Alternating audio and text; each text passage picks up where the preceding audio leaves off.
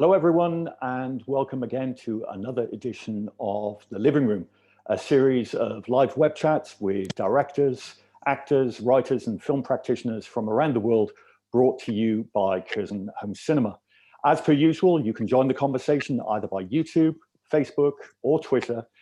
Just send in your questions, presage them with hashtag Curzon Living Room, and also let us know where you're writing from. Today, I am delighted to be joined by the director of Diego Maradona, Asif Kapadia, and also the Italian archive producer on the film, Fiammetta Luina. Hi, guys. Hi, Ian. How you doing? First of all, Asif, obviously, you're currently in what looks like the centre of Basingstoke from that backdrop. I can't hear you very clearly. I'm in Napoli as we speak. I just happened to be here at the Stadio San Paolo.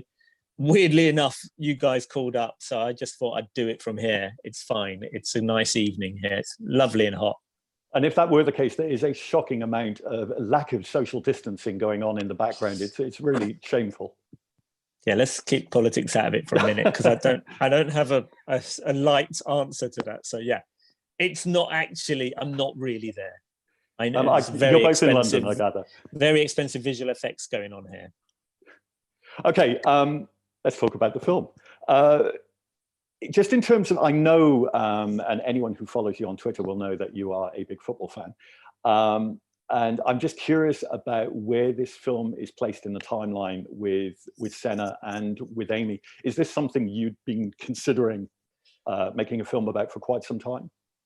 Yeah, I am a big football fan, and I would say for me, the kind of beginning of this project was when I was still at film school, when I was at the Royal College of Art in the mid-90s. I read a book called Hand of God by a writer called Jimmy Burns, and I remember thinking at the time, oh God, wouldn't it be great one day to make a film about Diego Maradona? So we're talking about 1995 maybe, is when I first thought about him as an amazing character. And at the time, I was still making short films and fiction films. So it started early. I then made Senna, and post Senna, a producer got in touch with me and asked me if I'd be perhaps interested in doing a film about Maradona. And for me, the time wasn't right then, because I'd just done a film about a Brazilian sporting hero. It didn't feel like it was the right time to go off and do the Argentinian sporting hero. So it went away, then made Amy, and then the project came back again, and it suddenly felt right as a third part of a trilogy of films about amazing people who, in one way or another, have been affected by the price of fame. And Fiammetta, I also gather that you've been involved on and off initially in this project for quite some time as well. Yeah. I ended up working on this film for 2.5 years. And at the beginning, I just got involved because I've heard they were looking for someone to translate clips from Italian, and I had seen Amy and I had seen Senna, so I made myself available. And then from then on, I just sort of stayed a bit longer, and ended up staying for the whole journey. And so just we have an idea of how much material you're working with. How many hours did you guys start off with, or what was the total number of hours? Do you have an answer? In the hundreds. I wouldn't be able, but definitely, I don't know, 200 hours, 100 hours. Like, it was a lot of material. And that's when working as a team becomes great, because you have 4 brains going through the material and responding to it and remembering things. So we were constantly throwing clips back and forth between the team. Would you say a couple of 100 hours of like original kind of footage we're talking about that we found in Naples? Because if you add all the football matches and all the stuff that we saw in Argentina and the news material, I think we're going into the thousands. I think it's a lot. It's a lot, because every game is a couple of hours, and if there's different and World Cups and things like that, but just kind of material that probably nobody else has seen, I think you would say is at least a few hundred hours. So what interests me from this perspective, and looking back thinking about both Senna and Amy, I sometimes watch a documentary film and I can pretty much work out in the first 10 minutes what the director wants to tell me, because it's not that the film is loaded, you just get a sense that you are being pushed onto a track of a trajectory of where the director wants to take you. What I find really interesting about your films is that I get a sense that, in a strange way, we're on the learning process with you, that you don't go in prejudging the character that you're making the film about. I know nothing. That's but also the sense that sometimes you feel a sense of mad. surprise that what you find out about this person. Yeah, I think it's a really good question, Ian, because I have that issue with a lot of films as well, where I start it and thinking, I think I know exactly what this movie is going to be about. You've told me, and I'm going to just follow these characters on this sort of journey. And what I like about these characters and these stories, and what we try to do with the films, is to treat them like fiction films, where it may start here, but then it goes here, and then there's a twist and a turn, and something happens you don't expect it to happen, and then you end up in a new place. Now, the funny thing is, with Senna, AMY, and Maradona, most people will go in knowing the ending. So actually, what we're doing is working out what journey are we going to tell you, and how we're going to reveal the story in a dramatic fashion. Hopefully makes it feel like, oh my God, this is an amazing story that I never really understood before or felt. With Maradona, there's almost too many stories. So we had to pick our battles, and the main battle became focusing on Napoli and what was happening here. And because that's the story that people don't really know. That's the story of things that happened to him, where he changed as a person and as a character, and really wasn't televised, wasn't previously really shown to people. So that's the reason we chose, partly why we chose that. It sort of links to a question I've just had sent to me from Nadeem Baba, who has written it from Facebook. I'm not sure if that's a geographical location, which says, can you tell us about the decision to focus on this particular story from Maradona's life? But they follow it, interestingly, by asking about the decision perhaps not to show the in-between years, say his treatment in Cuba. Yeah, I mean, it was one of those things where his story goes on a long time. There's a lot of Maradona narrative. And in the end, with this film, we chose to tell the story of the period when he makes that change, what we call the kind of change from Diego to Maradona. But also, really, this is about his football playing career. Everything that comes after it, he is the myth, he's the legend, he's Maradona, but he's not really a footballer. He plays for a while longer, but he never really completes a season, he never really completes a tournament, because the person that we finish with, who has an issue with addiction, really that person keeps getting in the way. And so the reason we don't go to Cuba is because that's the legend that ends up in Cuba, who's quite obese and not well, but he's not the footballer guy anymore that we started with. I've got another question, this time from Annie in Watford. The big difference between this film and both Senna and AMY, obviously, is your subject is still with us. Was Diego immediately on board with the film, or did he need coaxing? And how much time did you actually have with him? It's a really interesting question, because it links back to your earlier question that, one, Diego had seen Senna and was a big fan of it. Two, I think while the producers were negotiating with Maradona's team, his lawyers and his agent, AMY went on a kind of amazing awards run and won an Oscar. So before we'd completed the deal, I think on his Facebook page, Maradona had a picture of kind of me with an Oscar and him saying, this guy's next film's about me. So I think that helped the negotiation. And so that all of that came together. I don't know if we had not done the previous two films, whether we would have had the opportunity to do this one.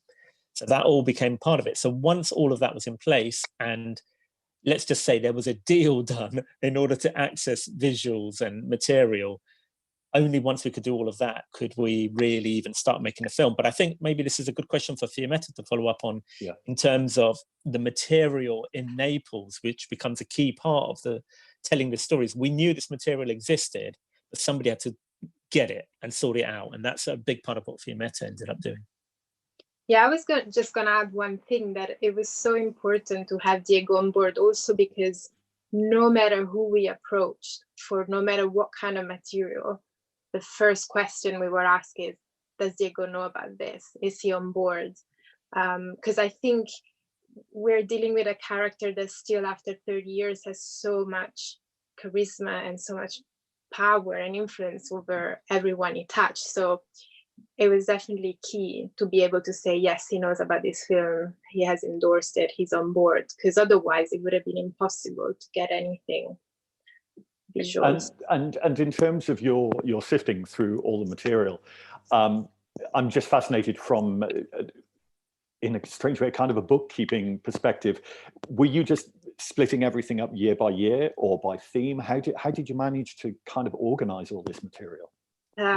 Yeah, I don't think we ever managed to organize everything as well as we wanted, because the more you research a story, the more you perceive themes and overcrossing between footage. So, you know, there was one easy division was to have the football on one side and then the private footage on the other side, and then the TV stuff on the other side, and the sort of off takes on another side. But really, then what you start doing is going through it chronologically, and, you know, sort of very soon you realize where the live footage is, you know, and you start realizing also the key events, and those are also very important to get over a timeline, because you need to start with the events of someone's life in order to even start researching the material and finding it. You need to know where those kernel moments are. I've got another question regarding footage. This is with the earlier part of Diego's life. This is from Vanilla Films in Ecuador. Where did you get those images from Diego when he was a kid, and those new angles in the 1986 World Cup? The footage of him when he was a kid would have come from Buenos Aires, from archives, people who hold archive there. And we had to go sometimes to people's homes to find tapes or find material. And some of it's on film.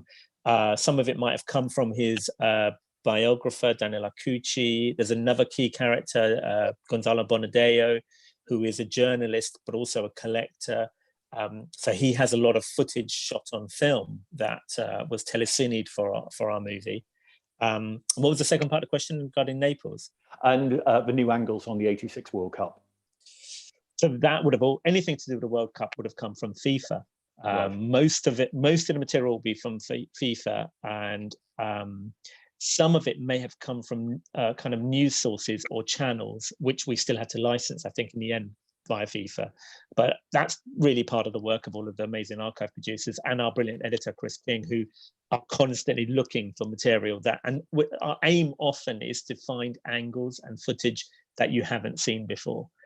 There's a lot of material that you've already seen out there, and our aim is to try and be closer to the action, get closer to Diego. So I didn't want to show football from high and wide, which is how Italian football used to be then, but we wanted to be down on the pitch. And the same with a lot of the material. We did our best with FIFA 86, the World Cup in Mexico, because a lot of the original footage has been lost. No one knows where it is. And so we were really struggling sometimes. I would have loved to have got more. We did a better job, I think, with Italia 90, because we were able to get the dailies and the rushes shot 35mm and use some of that. So the famous penalty that Diego takes against Italy in the semi-final at the San Paolo, that long shot that follows Diego, I don't think anyone's really seen that before, because we got that straight from FIFA's archives. I've got a question from Massimo Ianetti, who's sending it from YouTube. I really liked how the relationship between Maradona and the city of Naples is portrayed in the film. As a foreigner, how hard was it to get close to such a peculiar urban realm? I guess, Fiametta, this is where you really come into it. But aside of having the permission and people asking about did you have permission from Maradona? Obviously, there's this relationship that shifts and it churns after the World Cup and Argentina beating Italy. Were there any people who were reticent to hand over any material? To hand over material? Maybe yes, but not for those reasons.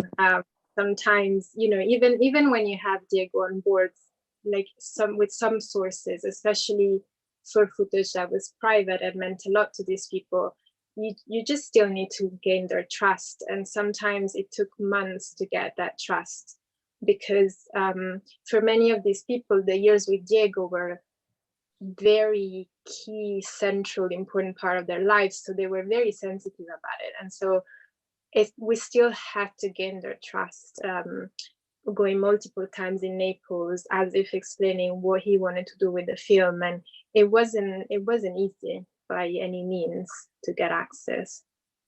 I know it may surprise you, I don't speak fluent Italian. So it's really hard when you're trying to kind of build up trust. Nothing is done via email or over the phone. You've got to go there, you've got to meet people, you've got to talk to them face to face. My Italian's not great, so Fiammetta was really important there. And then you've got Neapolitans who are on another level of distrust and complexity, let's just say, and uniqueness. And so the whole process of how many times sometimes you had to go and meet and talk to people. And I don't know, maybe Fiammetta can tell you if the question comes up now or later, but about, you know, a particular character, an ultra who we worked quite hard to get material from, including some of the most amazing footage. Actually, let's hear that now. Oh, God. Who is the ultra? Yeah, no, some of the, you know, the thing with the ultras is like they were there all the time, and in Naples they just had this special access to the footballer, which would be unthinkable today, but they were literally, you know, orchestrating meeting with them and the fans, and they were representing the fans, and they were organizing the fans on the stadium, the chanting, the banners. I mean, it's a proper full-time job, and for them, let's just say that they're very colorful characters, and it was hard to negotiate. But yeah, as Asif said, some of the very best stuff came from there, because they were there all the time, and they had no inhibition. They were shooting because to them these players were their properties, and so they had no reticence in turning on the camera. So we got all this amazing footage that is just Diego unguarded, because that's the other thing with Diego, is like someone who's extremely media savvy, so it was really hard to get footage where he wasn't aware of his image and he wasn't manipulating and controlling his image himself. And that's that gap with these ultras is when we could catch him off guard, as it were. I guess the other moments where he appears off guard and just lovely is with his personal trainer, and they're just wonderful. And it's something you do in all your films, try and find not just the sort of the human element that sounds like a cliche, but actually to try and get right past the image. And there are moments where he just looks so sweet when he's training. Yeah, there is a kind of interesting thing of finding a person who knows the character the best, particularly when they have this particular personal or professional front that they give. And so Fernando Signorini was Diego's trainer, who trained his body but also trained his mind. That's the interesting thing. And Signorini is an amazing guy, amazing character who we were lucky enough to meet and spend time with. And I would say the most interesting thing is that he really knew Diego, but he's one of the few people I would say that I met making this film in Argentina or in Italy or anywhere who wasn't afraid of Diego. So he could say what he wants, and he loves Diego, but he also would be very honest about him. And most people are so afraid that they wouldn't say what they really think. And he was key. He was key also in bringing up the kind of concept of the idea of there being maybe two sides of the same person, one that he loved and one person that he didn't want to take a step with. So the idea of Diego and Maradona being a split personality really came out of a conversation with Fernando. The other interesting character that we see in the film, not necessarily an antagonist, but not the most endearing person in the world, is the head of Napoli. And you have that incredible press conference with the journalist mentioned in the Camorra. And it kind of, as far as his representation on the screen goes, it's pretty much downhill from there. Do you want to say anything about that? Me? No, that particular question you're referring to was very, very hard to find. And no one, we heard about it. There was line quoting exactly what the answer was given, but it was cut out from every sort of coverage of the conference we could come across. And then eventually in a sort of private TV studio in Naples, they had kept that moment tucked away on a tape that they weren't even aware of. So that was really, it's just the best way to introduce exactly where Maradona has put his foot on when it comes to Naples. But also the reaction of the president of Napoli, is very much in line with another feeling that is very prevalent in Naples, that they don't want to be associated with this all the time. And I think that's why Diego became such an important figure, because it was like, it was their own redemption. Suddenly they were being known in the world for something other than Camorra, because they had this amazing footballer winning for their team. So it's such a key scene in both of these regards, I think. And jumping forward to when Napoli win the national title for the first time, and there's that moment where he's hugging the president and kind of says, I want out now. Just from looking at all the material that you guys have had over the last few years, do you think that Diego would have gone down a different route had he been let go at that point in time? Or do you feel that there's that, but some people might have that innate sort of self-destruct mode? It's a good question. The funny thing is, Diego said he wanted to leave Barcelona because he wanted a bit of peace and quiet and tranquility. So he went to Naples. And then when he gets really heated in Naples, he's like, I want to get out of here. I need peace. And you know where he wanted to go? Marseille. So think about it, right? What can you get in Marseille? So Marseille happened to be owned at the time by Bernard Tapie, who ended up in prison for basically money laundering and various things in France. So he wanted to leave to another team who were willing to pay him more money. I think a big thing about Diego is there's the kind of Diego and Maradona. Okay, there's the bit that wants peace and generally wants a bit of peace and quiet and get away from people grabbing him. But he also needs people grabbing him, and he needs people wanting him and loving him, and he needs the attention, and he needs someone to pay him. And so he would only have gone somewhere that could have afforded him. And at the time, that was very few clubs. It may well have turned out differently, because then he would have, if he'd gone to Marseille, he might have won a Champions League, because they were a great team then. And that's one of the few things that a lot of kind of fans say, oh, he never won the European Cup, because Napoli always got a very difficult draw. But I think the thing about Diego generally is wherever he goes, he needs to have someone to fight with and argue with. Yeah. So wherever he is, there'll be a moment of peace and quiet, and then he'll pick a fight. And if there isn't a fight, he'll just make one up, you know. And I think that's what he needs. He needs anger. He needs bronca to kind of survive. I've got a couple of questions coming in here. First of all, from Jake, how difficult was it to find out the end-to-end story of mafioso involvement in Maradona's time at Napoli, and to get agreements to tell that side of a story? Did they welcome you with open arms? I agree. It's a very difficult one to answer. B, you feel like taking that one on? No, I think this is a director's question. Nice, yeah, well done, well done. Remind me what the question was. How difficult was it telling the story of... Yeah, and perhaps getting their involvement. Yeah. Let's just say that in the city of Naples at the time, there was a bit of a war going on between different factions. It was serious, you know. The 80s in Naples was the peak, really, of the kind of Camorra and the violence, because it was a battle between different gangs to say who's going to rule. He walks into the middle of that. So it's dangerous for him, and it was dangerous in a way to deal with and to talk about, but it's a big part of the story.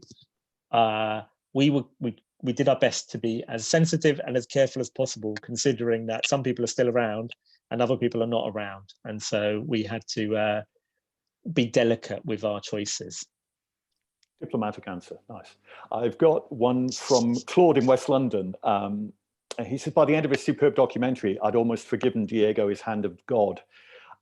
Get over Did you it. feel the same way? Yeah, look, I'm a football fan. And because I'm a big football fan, and because I've played very badly, not here, but, you know, football, I know that when my team get a dodgy penalty, I don't complain. You know, when someone scores, I might touch his hand, but you know what about when you did that to us? You know, that's football. So the idea of going on about something that happened many, many years ago, he cheated, there's no denying it, he did it, he didn't get caught. Other people do things to him, they try and break his legs, they did once break his ankle, they kick him, they elbow him, they get away with it, no one complains, right? So that's part of what's in the film. Terry Fenwick elbows him in the face. No one sees it, or he gets a yellow, game goes on.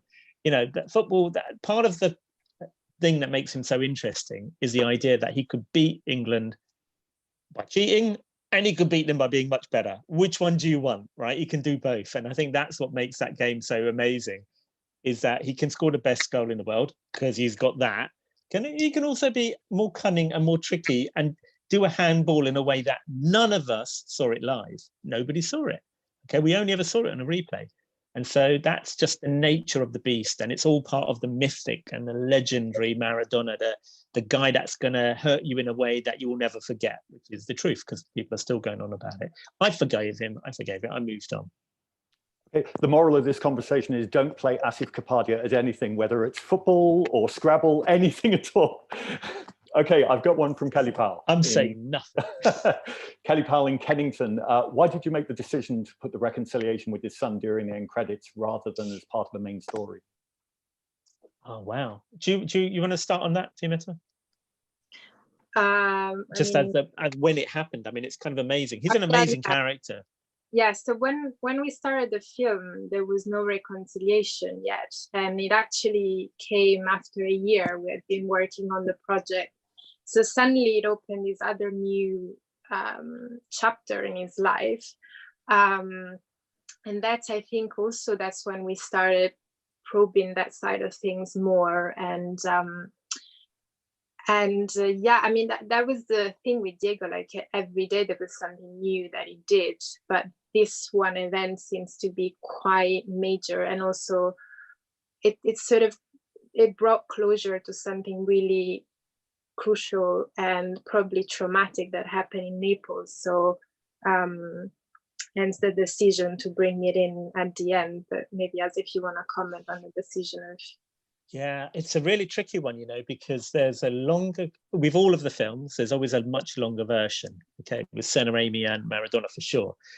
And there was a version of the film which did continue on to Cuba, which did continue on to the point where the children that he had, the daughters and Diego Jr., grow up, and we interviewed them all and they started to speak.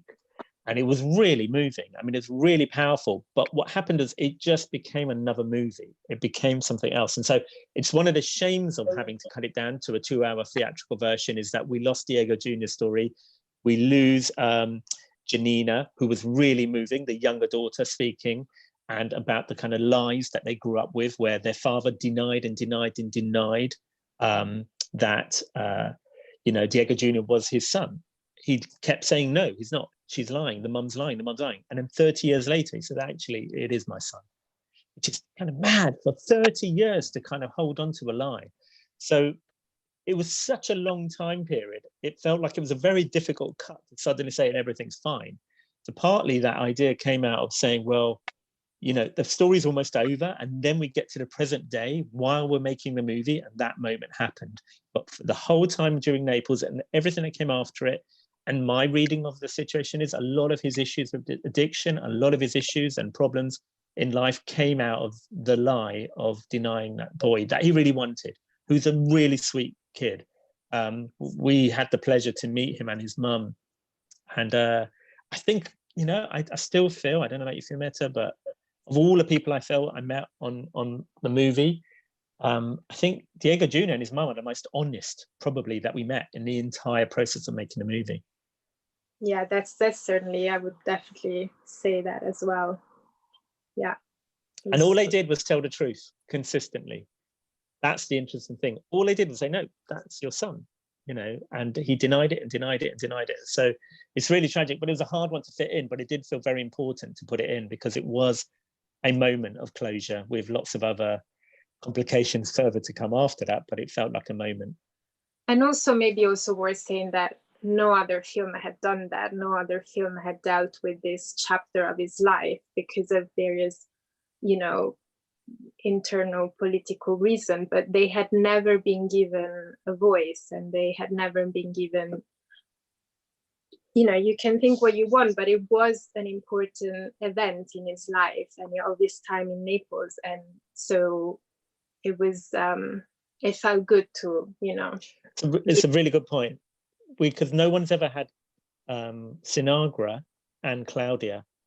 No one's ever had the daughters and the son featured in a film before because they've always been arguing. And for us, it was important to try to give them all a voice and have each of them as part of the movie. Jamil in Enfield asks, has Diego now actually seen the film? Did you guys actually watch it with him? What was his reaction to it? You can see what my reaction is to it. You just disappeared literally off the screen. That was a kind of literally an emotional outpouring of, I have no idea, Jamil. I think he has. But I went all the way to Buenos Aires. I actually went all the way there to show it to him. And we were not far away. And this is the complexity, okay, when you're dealing with people like him. I don't have Diego, much as you'd be surprised at this, I don't have Diego Maradona's mobile number. I'm not WhatsApping him. You know, you basically have to go via the entourage. And for whatever reason, the entourage, once we'd got to a certain point of the film, we never really had access to Diego Maradona ever again. So I didn't sit down and watch it with him. I wanted to. That's always the plan and the intention. And I really wanted to do one final interview with him after he'd seen the movie. I feel like he still owes me an interview. If you're out there, Diego, you owe me. So we never got to show him the film. Now, it's been on kind of streaming in Argentina, Buenos Aires. Now, what we do know is he watches a lot of football, and he will have probably every football channel going. So there's a very good chance that he has noticed that on one of the popular football channels in Argentina, there is a film with his name in it. I don't know. I think he's the kind of guy who might just like watch a bit of it, but funnily enough, they've never been in touch. We're going to have to draw this to end in a moment, but I believe that this might be someone who plays football with you. I've got a question from Rob Kenny. He asks, would the 1986 Maradona get into the Liverpool team right now? I think we both know Rob, don't we? Would he get into which team? The Liverpool team right now. You know, I think he might. I think there might be a place for him. I think we might squeeze him in. I think if Bobby Firmino's having a bad day, I think Diego could slot in perfectly. It's a very good idea, Rob.